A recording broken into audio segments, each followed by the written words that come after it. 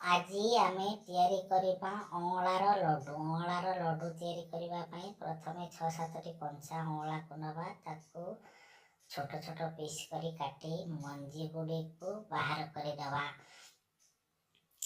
ସବୁ ଅଁଳାକୁ ଆମେ ଛୋଟ ଛୋଟ ପିସ୍ କରିକି କାଟିଦେବା। ଯଦି ମଞ୍ଜି ଥାଏ ତାହେଲେ ତାକୁ ପୁରା ବାହାର କରିଦେଇ ଏଇ ଅଁଳା ପିସ୍ ଗୁଡ଼ିକୁ ଆମେ ଗୋଟିଏ କଂସାରେ ନେଇ ତାକୁ ଭଲ ଭାବରେ ଧୋଇଦେବା।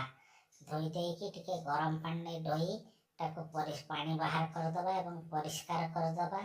ପରିଷ୍କାର କରିଦେଲା ପରେ ଗୋଟିଏ ମିକ୍ସଚରରେ ତାକୁ ରଖିକି ଭଲ ଭାବରେ ପେଷେଇବା। ଯେପର୍ଯ୍ୟନ୍ତ ଭଲ ଭାବରେ ପେଷା ହୋଇନି ସେ ପର୍ଯ୍ୟନ୍ତ ପେଷୁଥିବା। ଯେମିତି ଏବେ ଦେଖନ୍ତୁ ଏ ଭଲ ଭାବରେ ମୋର ପେଷି ହୋଇନାହିଁ, ତେଣୁ ତାକୁ ପୁରା ଗୁଣ୍ଡ ହେଲା ପର୍ଯ୍ୟନ୍ତ ପେଷିବା ଏବଂ ଗୋଟେ ଛଣାରେ ଛାଣିଦେବା।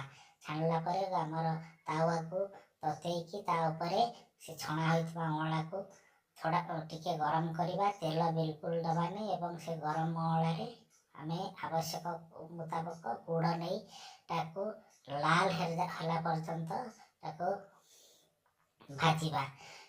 ଟିକେ ଲାଲ ହେଇଗଲା ପରେ ତାକୁ ଆମେ କ'ଣ କରିବା ନା ଟିକେ ଲୁଣ ଅଳ୍ପ ପରିମାଣରେ ଦେବା, ଯେମିତି ଲୁଣର ଟେଷ୍ଟ ବେଶୀ ଜଣାପଡ଼ିବନି। ଏବେ ସେ ଯେଉଁ ଗୁଣ୍ଡକୁ ଆଣିକି ଟିକେ ରଖି ଥଣ୍ଡା କରିବା ଏବଂ ଥଣ୍ଡା କଲା ପରେ ଛୋଟ ଛୋଟ ଲଡ଼ୁ ବଳିବା। ଏଇ ଲଡ଼ୁ ଗୁଡ଼ିକ ଦେହ ପାଇଁ ବହୁତ ହିତକାରୀ।